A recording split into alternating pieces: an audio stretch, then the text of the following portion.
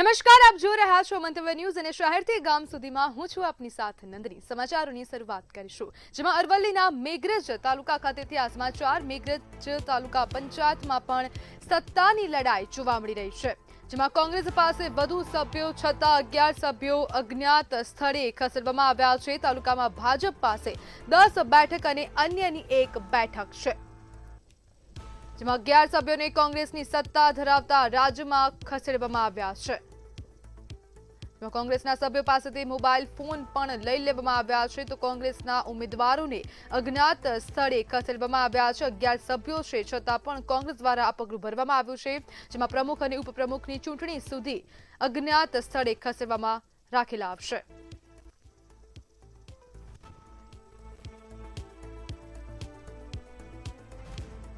આપણી સાથે સંવાદદાતા હિતેન્દ્ર પટેલ જોડાઈ ગયા છે। જે હિતેન્દ્ર, કોંગ્રેસના 11 સભ્યોને અજ્ઞાત સ્થળે ખસેડવામાં આવ્યા છે, શું કહેશો?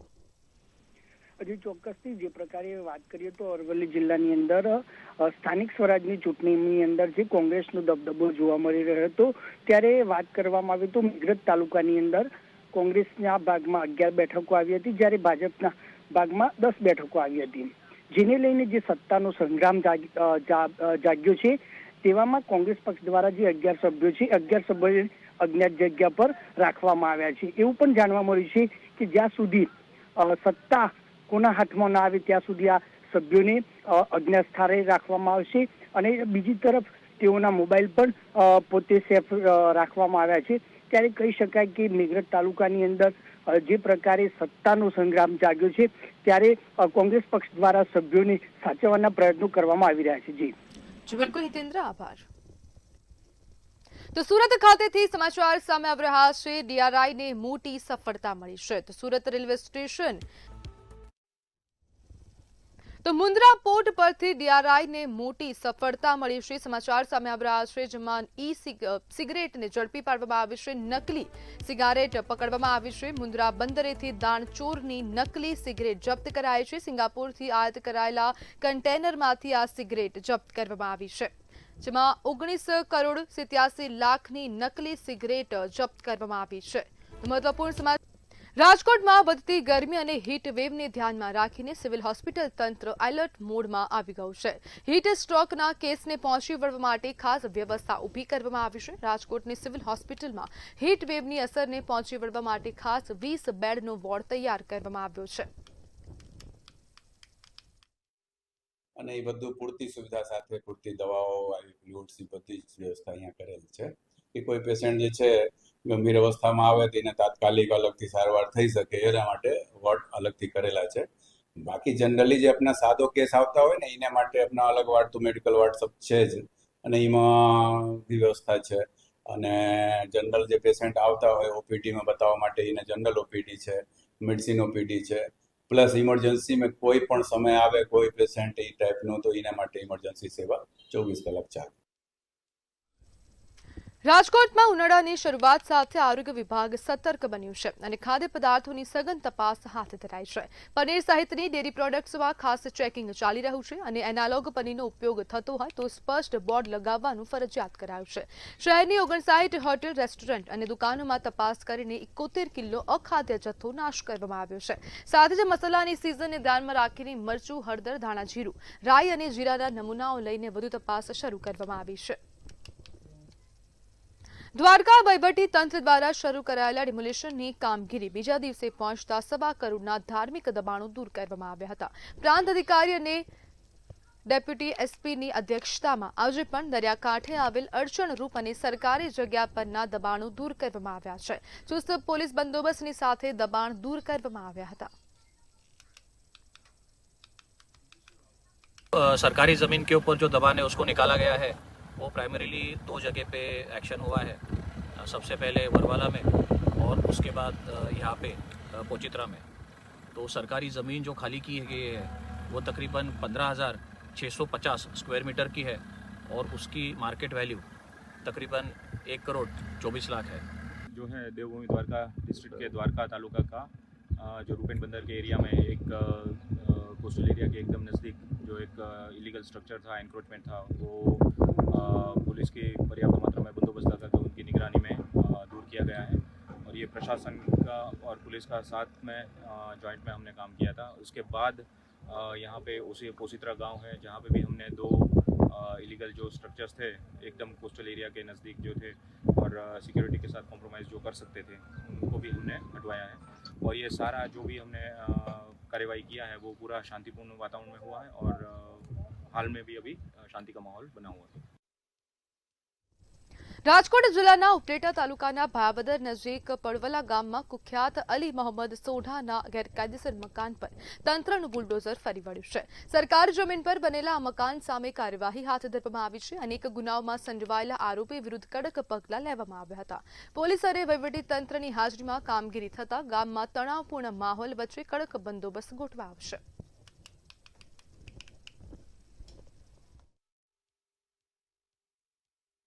તેઓએ રેકર્ડ આધારિત તપાસ કરેલ અને તપાસને અંતે એમના પાસે કોઈ આધાર પુરાવા હોય એવું કોઈ સાબિત થયેલ નહીં, તો એના આધારે ગ્રામ પંચાયતે એમને 3 નોટિસ આપી, સુનાવણી કરી અને એમની પાસે પુરાવા મેળવેલા, પણ એમની પાસે કોઈ અધિકૃત પુરાવા ન હોય અને ગઈકાલે એ નોટિસની મુદત પૂર્ણ થતી હોય માનનીય કલેક્ટર સાહેબ, માનનીય ડીડીઓ સાહેબ, માનનીય એસપી સાહેબ, રેવન્યુ વિભાગ, પંચાયત વિભાગ અને પોલીસ વિભાગના સંયુક્ત ઉપક્રમે આજે આ ડેમોલિશનની કાર્યવાહી પડોલા ખાતે હાથ ધરવામાં આવી છે। રાજકોટ ગ્રામ્ય જિલ્લાના ભાયાવદર પોલીસ સ્ટેશનના પડવલા ગામ ખાતે એક મોટું ગેરકાયદેસર દબાણ હટાવવામાં આવ્યું છે।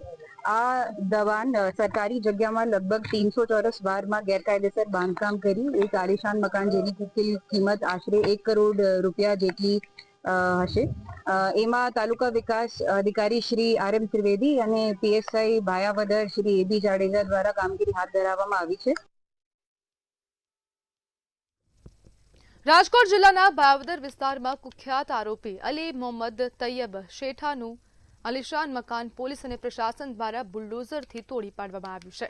આ કાર્યવાહી જિલ્લા પોલીસ વડા વિજયસિંહ ગુર્જરની આગેવાનીમાં કરવામાં આવી હતી, જેમાં શરીર સંબંધિત ગંભીર ગુના સહિત કુલ 13 ગુનાઓમાં સંડોવાયેલો હતો, જ્યારે આરોપીની સામે પગલું લેવામાં આવ્યું છે। હાલ આરોપી ફરાર છે અને પોલીસ તેની શોધખોળ કરી રહી છે। રાજ્ય સરકારની સૂચના મુજબ ગુનેગારો સામે ઝીરો ટોલરન્સ નીતિ હેઠળ આ કડક કાર્યવાહી હાથ ધરવામાં આવી છે।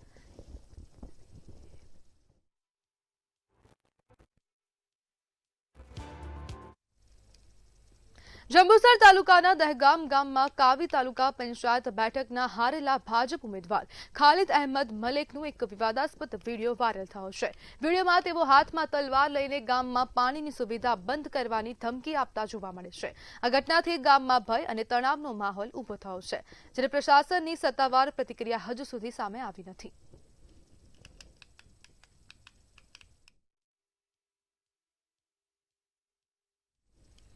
ગુજરાત સ્થાપના દિવસના અવસરે ગાંધીનગરના સેક્ટર 12 ખાતે અખિલ ગુજરાત આંગણવાડી કર્મચારી સંઘની બેઠક યોજાઈ હતી। મોટી સંખ્યામાં આંગણવાડી બહેનો જોડાઈ પોતાની પડતર માંગણીઓ મુદ્દે સરકાર સામે અવાજ ઉઠાવ્યો હતો। પગાર વધારો અને મોબાઈલ કામગીરીને ઓફલાઈન કરવાની માંગ ઉઠી। માંગણીઓ ન સ્વીકારાય તો ઉગ્ર આંદોલનની ચીમકી આપવામાં આવતા મુદ્દો ગરમાયો છે। ગુજરાત સ્થાપના દિવસ અને શ્રમિક દિવસના ઉપલબ્ધમાં અમે હિંમતનગર ગાંધીનગર ખાતે જે સંમેલન યોજ્યું છે એના અનુસંધાને મારે એક જ કહેવાનું કે જો સ્વતંત્રતા મેળવવી હોય તો સંઘર્ષ કરવો પડે, આંદોલનો કરવો પડે। આંદોલન કચડવું એ લોકશાહીમાં સરકારને યોગ્ય ના લાગવું જોઈએ એવું મારું માનવું છે। આજના શ્રમિક દિવસે અમારો જે મુદ્દો છે કે અખિલ ગુજરાત આંગણવાડી કર્મચારી સંઘ જેને ઇન્ટિરિયમ રિલીફ મીન્સ વચગાળાની રાહત માંગી છે કે 18,000 ને 13,000 એ જો પૂર્ણ કરવામાં નહીં આવે સરકાર તરફથી તો વાટાઘાટો દ્વારા અમે તૈયાર છીએ એ માંગ પૂરી કરવા માટે।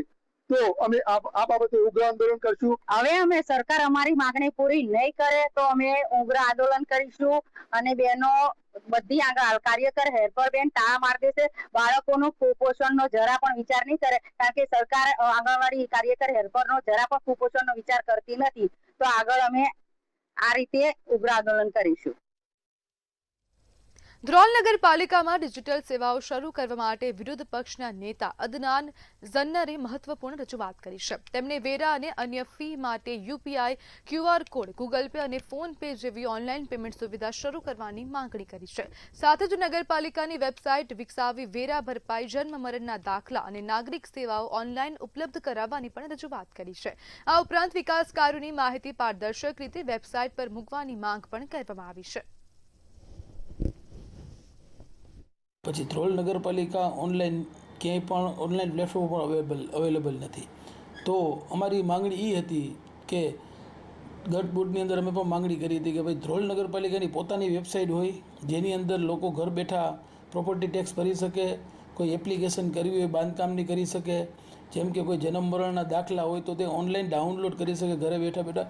એવી અન્ય ઘણી બધી સગવડો છે જે ઓનલાઈન નગરપાલિકા આપી શકે, પણ ધ્રોલ નગરપાલિકા હજી સુધી ડિજિટલાઇઝેશન તરફ વિચારતી નથી. તે માટે અમે ધ્રોલ નગરપાલિકાના શાસકોને ધ્યાનમાં મૂક્યું કે ભાઈ આ રીતનો અત્યારે દેશ આખામાં જો ડિજિટલાઇઝેશન થતું હોય ને ધ્રોલ એમાંથી કેમ બાકી રહી જાય. રાજકોટમાંથી ચોંકાવનારી ઘટના સામે આવી છે. નર્સિંગ કોલેજની લાઇબ્રેરીમાં બેસેલી વિદ્યાર્થીનીઓ પર અચાનક પંખો પડતા 3 વિદ્યાર્થીનીઓ ઇજાગ્રસ્ત થઈ છે. ઘટનાને લઈને વિદ્યાર્થીઓમાં ભારે રોષ ફાટી નીકળ્યો છે. રાજકોટ ભાવનગર હાઈવે પર ત્રંબા ગામ પાસે આવેલી મુરલીધર નર્સિંગ કોલેજમાં આ ઘટના બની હતી. લાઇબ્રેરીમાં નિયમિત અભ્યાસ ચાલી રહ્યો હતો ત્યારે અચાનક છત પરથી પંખો તૂટી પડ્યો હતો.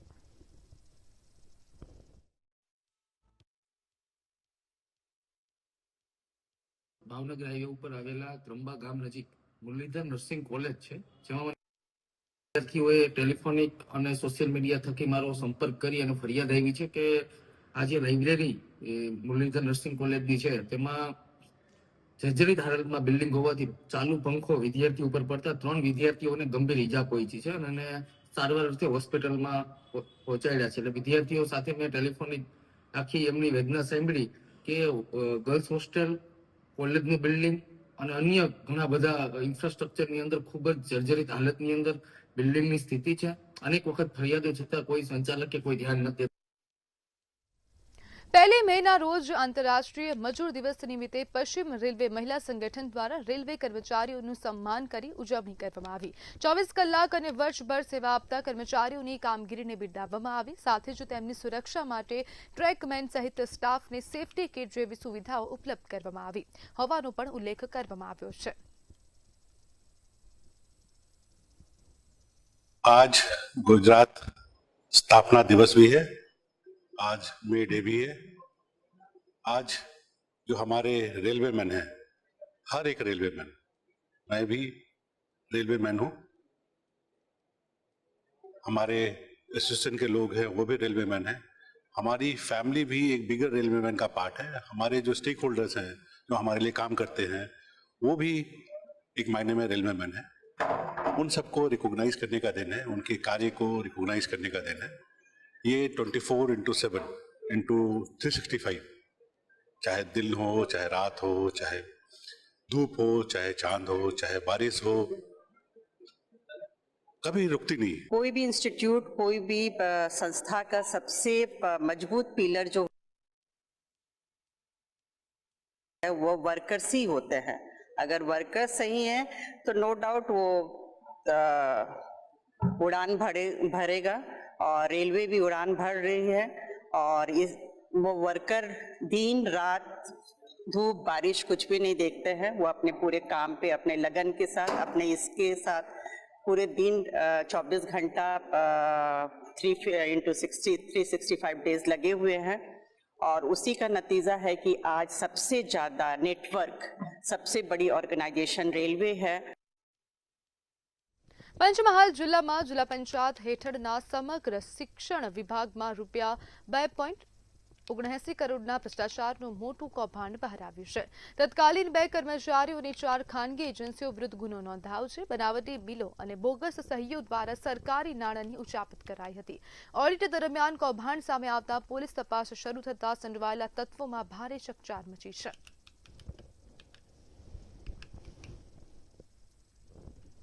જિલ્લા કચેરીની અંદર ફરજ બજાવતા તત્કાલીન હિસાબી અધિકારી પૂજનભાઈ જોશી અને QEM OIC છે એ નીતિનભાઈ પટેલ, આ બંને કર્મચારી જે તે વખતે ફરજ બજાવતા હતા એમના સમયગાળા દરમિયાન તેમણે બોગસ ખરીદી કરી, બનાવટી દસ્તાવેજ ઉભા કરી અને એમને અને અન્ય એજન્સી જેના ખાતામાં નાણાકીય ટ્રાન્સફર કરી અને માત્ર કાગળ ઉપર ખરીદી કરી સરકારશ્રી પક્ષે 2 કરોડ અને 79 લાખ જેટલી માતબાર રકમનું આર્થિક નુકસાન પહોંચાડ્યું છે.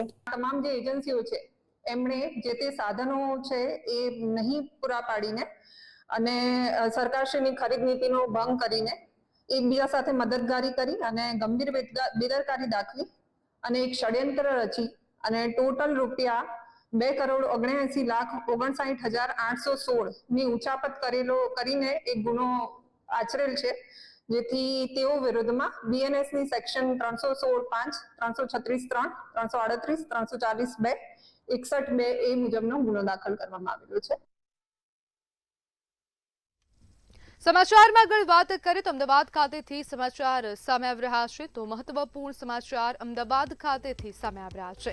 મેયરના નામે ભાજપમાં લોબિંગ શરૂ થઈ ગયું છે.